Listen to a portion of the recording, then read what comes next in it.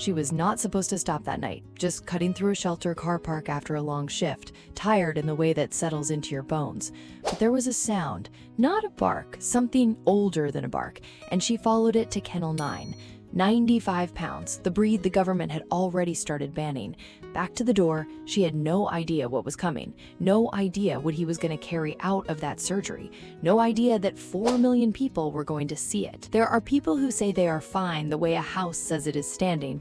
From the outside, everything looks intact. The walls hold, the roof holds, but if you walked inside at 6 a.m. on a Tuesday and sat at the kitchen table and listened, you would hear it, the particular silence of a life built carefully around the absence of another person. Emma Clark had been building that silence for 2 years. She was 24 years old, a nurse who spent her days holding other people together and came home every night to a house that held no one at all. She had a routine, she had a good job, she had a small garden she never used, and a second bedroom she had turned into a storage room because a spare room with an empty bed felt like an accusation. She was fine. She said so often enough that it had stopped meaning anything. The day she walked into Westfield Rescue, she had not planned to walk out with a dog. She had not planned to walk out changed. She told herself she was just cutting through the car park on her way home from a late shift, and that the sound she heard from the far end of the building was only the wind finding a gap somewhere in the roof. But it wasn't the wind. It was a dog, and it wasn't a bark. It was something older than a bark, a sound that came from somewhere beneath language, from a place that only opens when hope has been waiting long enough to stop expecting an answer. She followed it to Kennel 9. He was sitting with his back to the door, 95 pounds of copper-brown muscle and stillness, his massive head angled slightly down, as if he had been looking at the floor for so long he had forgotten there was anything else to look at. He was an XL bully. His name, according to the card on the kennel gate, was Copper. He had been surrendered 6 weeks earlier by a man who had moved abroad and left one sentence on the intake form: "Too much dog." Emma stood at that kennel gate for 11 minutes. She counted because she had nothing else to do with her hands. The shelter manager, Patricia, found her there. She didn't sugarcoat it. The breed was banned in England under the new XL bully legislation. Rehoming required an exemption certificate, a mandatory microchip, a registered lead and muzzle for public spaces, and neutering within a set time frame. The paperwork alone would take weeks. Most people, Patricia said, made it as far as the second form before deciding it wasn't worth it. Emma looked at Copper. Copper, as if he felt the weight of her gaze, turned his head slowly over his shoulder and looked back. His eyes were amber and exhausted and completely, devastatingly honest. She asked Patricia for a pen. 17 pages. She filled them out over 3 evenings at her kitchen table, a lamp pulled close, her handwriting getting neater as she went, the way it always did when something mattered. She paid £340 in fees she had not budgeted for. She rearranged 2 shifts to attend the mandatory assessment sessions, and on a wet Thursday afternoon in October, she drove to Westfield Rescue with a new collar and a lead and brought Copper home. The first night, he stood in the center of her living room and did not move for 22 minutes. Not anxious, not aggressive, just taking inventory of this new place, cataloging every doorway and corner and smell with the methodical patience of someone who had been disappointed before and was not ready to believe yet that this one would be different. Emma sat on the floor across from him and waited.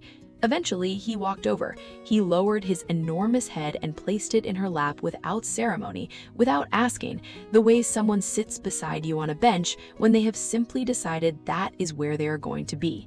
She did not move for a long time. The weeks that followed remade her house entirely.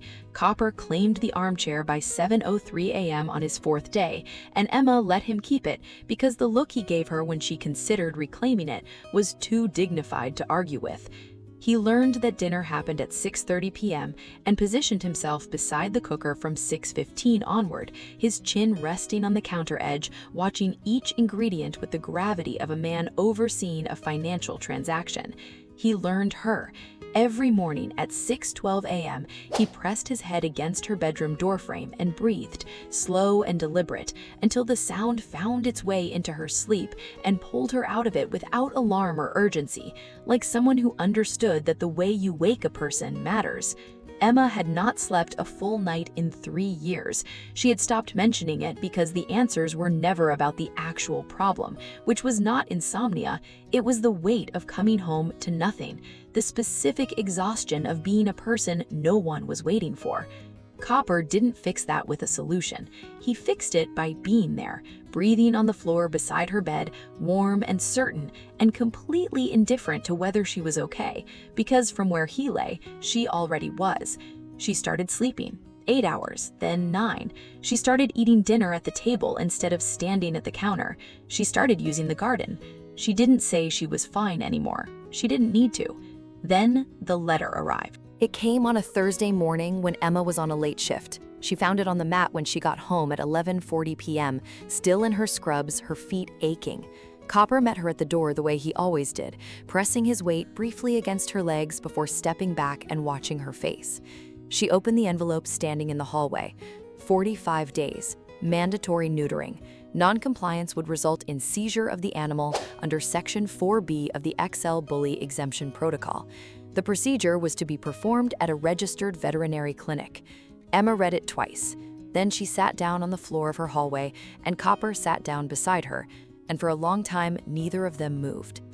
She booked the procedure the next morning, Westside Veterinary Clinic, Friday at 8:15 a.m. She did not sleep the Thursday before. She drove him there herself, arriving at 7:52 a.m. in the empty car park, the two of them sitting in the car for a while with the engine off, Emma's hands in her lap, Copper watching the clinic entrance with his steady amber eyes. Before they went inside, she held his face in both hands and looked at him for 4 minutes. She didn't say anything. There was nothing to say that he didn't already know. The vet nurse took his lead at 8:09 a.m. Copper walked through the door without hesitating, but at the threshold, he turned his head back once, just once. The surgery was supposed to take 40 minutes. After an hour, a nurse came out and told her they were taking a little longer than expected. After 90 minutes, the vet appeared at the door of the waiting room with the look that Emma had worn herself, on the other side of it, in her own ward, more times than she could count. Anaphylactic shock. On the table. His blood pressure had collapsed during the procedure. They had brought him back, but the next several hours were critical, and she should prepare herself for the possibility that the night could go either way. Emma did not leave. She did not call anyone. She sat in a plastic chair in a waiting room with 4 other people who were all there for smaller things, and she did not move and she did not eat, and she held her coat in her lap and stared at the door through which Copper had disappeared, and she thought about 17 pages of forms and 340 pounds and amber eyes in a kennel and the specific sound of 95 pounds of dog breathing on the floor beside a bed, and she willed him, without words, to keep doing it. This is the kind of story that deserves to reach people who need it. If you haven't subscribed yet, please do it now. You'll want to be here for what comes next. He made it through the night. At 9:23 a.m. the following morning, the vet nurse opened the door to the recovery corridor and asked Emma if she wanted to walk him out herself. Emma stood up before she finished asking. A vet technician had left a phone recording on a shelf near the entrance of the recovery corridor, pointed toward the hallway to document the room layout for a training procedure. The camera was still running when Copper came through the door.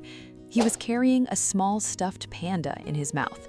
One of the overnight nurses had placed it in his kennel during the recovery hours, something soft and familiar for him to hold on to in the dark. He had held on to it through all of it, through the shock and the tubes and the long fluorescent hours of a veterinary recovery room. He had kept that small panda in his kennel, and now he walked it out, slowly, down the corridor, all the way to Emma. And when he reached her, he set it down at her feet with the careful deliberateness of someone returning something that was never really theirs to keep. Then he pressed himself against her, the full 95 pounds of him, and did not move.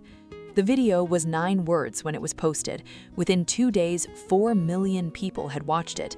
Emma was not ready for 4 million people, but Copper was not watching 4 million people. He was watching Emma's face, the same way he always did, reading her the way he had read her since Kennel 9, with the patient and absolute attention of someone who had decided, before she even knew he had, that she was the person he was going to stay with. She brought him home that afternoon. She sat in the garden in the low autumn light, and he leaned into her slowly, his weight shifting sideways the way it always did, until her head came to rest against his back, and they stayed that way for a long time without moving. She had said she was fine living alone. She said it until the words lost their shape entirely. But sitting in that garden with 95 pounds of copper-brown dog warm against her side, breathing steadily in the way that had fixed her sleep and remade her house and turned a storage room back into a room she was slowly learning to leave the door of open, she understood something she had been afraid to look at directly.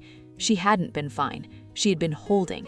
Copper had walked through a door she had closed a long time ago and simply refused to leave. Today, he is 3 years old. He still takes the armchair. He still breathes her out of sleep at 6:12 every morning. He still walks her from room to room on his deliberate, certain paws. The stuffed panda sits on the kitchen counter, and Emma has made no plans to move it. The government called him a banned breed. The paperwork called him a liability. The world called him too much. But he carried a stuffed panda out of a surgery that nearly killed him and laid it at the feet of the one person who never once considered giving him back. That is not dangerous. That is devotion. And devotion like that doesn't ask to be understood. It just shows up every morning at 6:12 and every day after that. Some things are not too much. They are exactly what was needed. And sometimes what you almost lost is the only way you understand what you had. Would you have filled out those 17 forms? Tell me in the comments.